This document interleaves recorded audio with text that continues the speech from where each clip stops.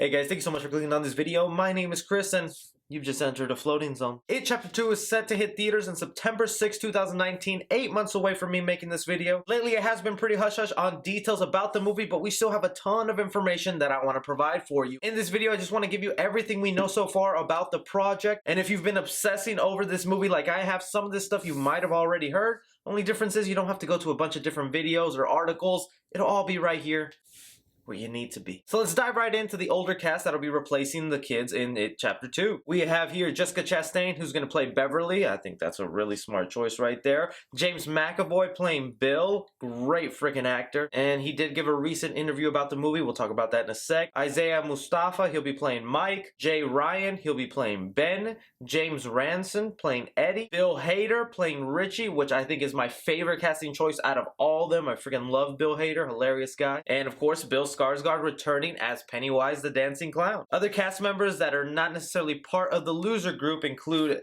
Teach Grant. Now he's going to be playing an adult Henry Bowers, the bully. And just looking at this image of the guy, I think he fits the part. Will Bybrink, who will be playing Tom Rogan, he'll be this abusive lover to Beverly, sort of a parallel to what her father was when she was a child. And I'm sure that's a demon she'll have to battle somewhere in this movie. And Jess Wexler playing Audra Phillips, the wife of Bill. And I mean, if we know anything about this movie, their relationship probably isn't all that great. And one of the last things we know about casting that gives us an insight to how this movie might actually open is Xavier Dolan, who's going to be playing Adrian Mellon. Now he's going to play a gay man living in Derry who becomes the target of a homophobic hate crime. And if you had all read the book version of It by Stephen King, you would know that he's a minor character. He does get attacked by these group of people for his lifestyle of choice, gets thrown over a bridge, and well, Pennywise decides to munch on him. The two abusers happen to see this, are traumatized, taking a trial, and they don't really speak about it. I believe this is how the movie will open, changing a few things, and this will be how the Losers Club comes back to Derry because they realize Pennywise is out in the loose.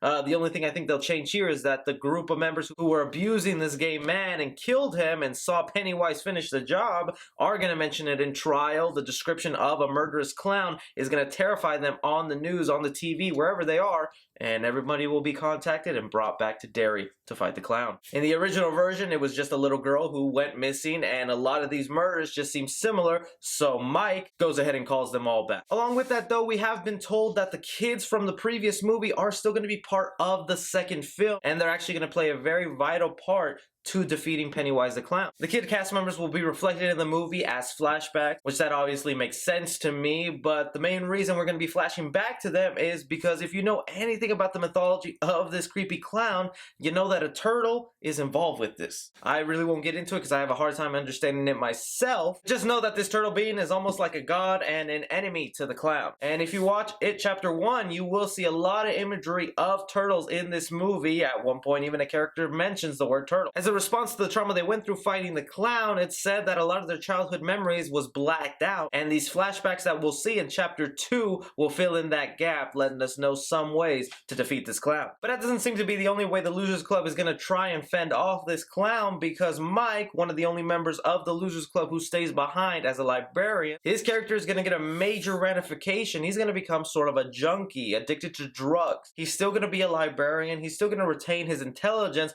but the reason he gets into drugs, according to the director, is to further expand his mind, to further understand this mythical being of Pennywise the Clown and understand how to defeat him. This all touches back to the weird mythology in the book, and I think the second movie is going to be all about that and trying to humanize that for us. Even if you didn't read the book, you know in the original TV movie, Pennywise eventually turns into this creepy spider with an LED for a belly. I think it's pretty certain that we're going to touch into the many forms of Pennywise the Clown. A deleted scene that wasn't made for the first movie that the director really wanted was an original scene to Pennywise the Clown meeting people for the first time. And he would look nothing like we know him to be as this clown, because at that time, thousands and thousands of years ago, the clown wasn't really a thing, so his shape or form was different. And I'm sure when it comes time for the Losers Club to fight him at the end of the movie, it's going to be a different shape as well. If it's going to be a spider, Who knows? But one thing's for certain right now, the cast has been giving specific instructions during the press tours to not say anything about Pennywise the Clown. In a recent interview James McAvoy gave about the movie, he said that he was told he can't say much about what Bill Skarsgard is doing with Pennywise the Clown. He just said that he's very frightening to be around on set and creeped him out a lot during the filming. But as far as details about his character or what he does in the movie, they can't say anything. And that definitely means to me we're going to get the mythical weird side of Pennywise the Clown in this movie. As far as any footage from the film goes, we the general public have not seen it, but back in July of 2018 at San Diego Comic-Con, a few audience members were treated to the first look of this It Chapter 2 movie. None of it was able to be leaked online, but we do have a description of what was going on here. This is basically going to be a reimagining of the scene where the Losers Club come together for the first time in a Chinese restaurant. It looks like everyone's playing their characters very well, getting along, sharing stories, catching up, and of course when dessert comes, Pennywise is there to haunt them. That scene from the original movie creeped me out as a child, having a baby chicken come out of a fortune cookie. I still think about that when I see a fortune cookie. I can't imagine what they have in store for us with this new scene. As far as when we might actually see that, the 6-month mark is usually when you want a trailer for your movie, especially when your last movie became the #1 grossing rated R horror film. You start marketing out that far out. Oh, and what do you know what comes out in April of 2019? Another Stephen King adaptation, Pet Sematary. That's definitely when we're getting our first look at Pennywise the Clown in this movie. But that's really all the information we have concerning It Chapter 2. When new footage, a poster, or details about the plot come out, you know I'll be on the case. So be sure to like and subscribe for that. Follow me on Twitter at 3C Film Review. As always, I'm Chris. Take care.